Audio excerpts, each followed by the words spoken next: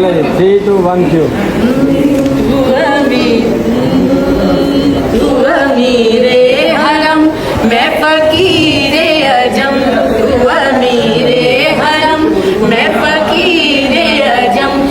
ये बाकी ना कोई स्टैंप लगा के तुम्हारी जात पे ऐसे चला जाए तो भाग के दिखाए भाईजान, आपको मैं छोड़ूंगी नहीं। अगर आपने कुछ कोई तकलीफ दी ना, ये आपने रील देखी तो आप गौर से देखिएगा। मैं पूरे पाकिस्तान के साथ खड़ी हूँ, नबिया के साथ खड़ी हूँ। डॉक्टर साहब आप भी खड़े हैं जी, बिल्कुल जी। आप हाथ रखे इसके सर पे, आप खड़े हो, आपके सर पे हाथ रखे। छोटी बहन है जी, बिल्कुल इनके लिए पत्थर है आपसे मिल गया हो सकता है। क्या आपको कोई तकलीफ दे, कोई चोट लगा आपको नहीं होगी क्या? ज्यादा होती है, हम ज्यादा हसास होते हैं, ज्यादा सेंसिटिव होते हैं। ओए मेरा बच्चा,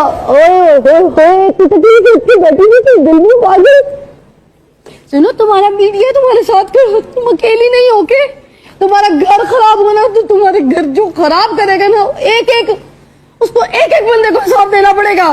घबराना नहीं है तुमने, देंगे साहब। तुमने किसी भी किस्म की मदद की जरूरत है, मैं खड़ी हूँ, ये चैनल खड़ा है, 24 खड़ा है, सब मेरी जिंदगी कोई इतनी आम नहीं है कि कोई भी आए अपना नाम दे और फिर जो है वो भाग जाए। मैं भागने नहीं दूंगी। नहीं क्यों?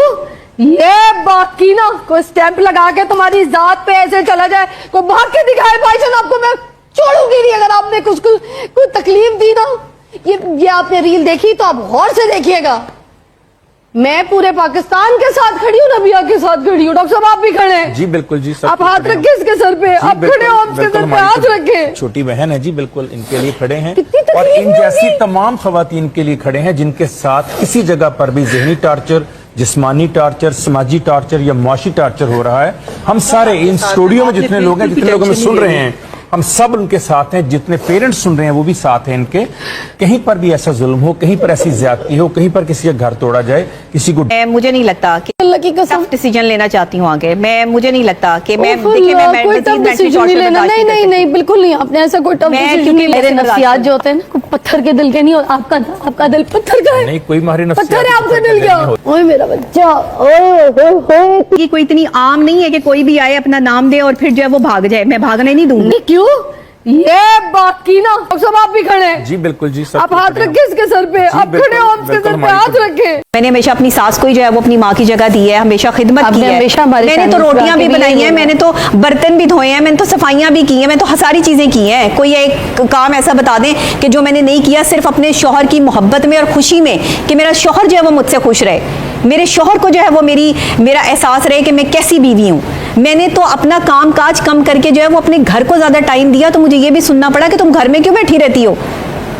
मैं जीना चाहती थी लाइफ, मुझे फैमिली लाइफ चाहिए थी, मुझे शौहर चाहिए, मुझे उसका प्यार चाहिए था, उसका साथ चाहिए था। मेरे पास लाइमलाइट थी, मेरे पास पैसा था, मेरे पास शोहरत थी, मुझे किसी चीज़ की ज़रूरत नहीं थी। एक कमी थी मेरी ज़िंदगी में कि मैं समझती थी कि मर्द जो है वो जब उसका नाम आपके साथ जुड़ता है तो आप ज़्यादा ताकतवर हो जाते हैं, आप ज़्यादा पावरफुल हो जाते हैं। लेकिन मुझे नहीं एहसास था इस चीज़ का कि मैं यहाँ पर गलत साबित हो जाऊँगी। मुझे नहीं एहसास था इस चीज़ का कि जिस शौहर को मैं अपने साथ, जिसका नाम के लिए जो है वो मैं इतनी एफर्ट्स कर रही हूँ, वही नाम जो है वो कल को मेरे लिए सिर्फ उसके घर वालों की वजह से जो है वो मुश्किल हो जाएगा। डॉक्टर साहब मुझे देखिए, अगर उसकी शादी कहीं और करनी थी या आपने कहीं और कुछ देख रखा था तो भाई आपने डॉक्टर नबिया की लाइफ को बर्बाद क्यों किया? हम होने नहीं देंगे। बिल्कुल सही बात है, मैंने गन पॉइंट पे बिल्कुल सही बात है। तो ये जब जिंदगी इतनी मामूली नहीं है कि कोई भी चुटकी बजा के ऐसा खराब कर दे। में हमारे घर की इज्जत है, उनके 2 बच्चे हैं, वो बहुत खुशहाल हैं और उनसे जो है वो मीडिया सवालात भी कर सकता है। पहली बात तो ये होगी। दूसरी बात मैं आपको ये बताता हूं कि अगर औरत खुश ना हो तो फिर वो डाउन होती है, उसके चेहरे में, आंखों में चमक नहीं रहती और उसका वेट भी गिरता है और वो खूबसूरत नहीं होती। शादी से पहले आप डॉक्टर नबिया को देख लें और शादी के बाद देख लें, आपको पता चल जाएगा कि वो खुश थी कि ना खुश थी। तीसरी बात, और टॉर्चर किया जाता था तो खाना बेड पे मिलता था। दूसरा, मुलाजिम कपड़े धोते थे, मुलाजिम कपड़े इस्त्री करके देते थे, इसके भी प्रूफ मौजूद हैं। दूसरा, उन्होंने कहा कि मुझे घर से निकाला।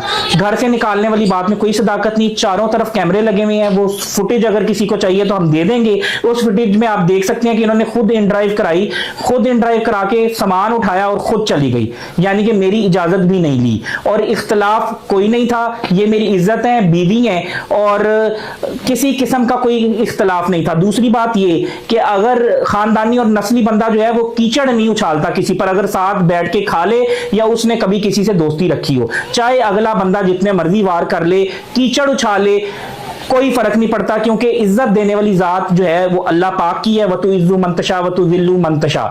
तो अल्लाह जब तक नहीं चाहेगा तब तक इंसान रुसवा नहीं हो सकता। चालाक इंसान जो है वो सच्चा बनने के लिए बहुत से जो है वो तीर आजमाता है और बहुत सी चालें चलता है, लेकिन अल्लाह की एक ही चाल होती है और उसमें इंसान जेर हो जाता है। अब आपको ये बात बताऊं कि औरत जो है वो क्योंकि रो लेती है तो इसका ये मतलब नहीं कि औरत सच्ची है। मर्द रो नहीं सकता और मर्द जाहिर सी बात है मजबूत होता है।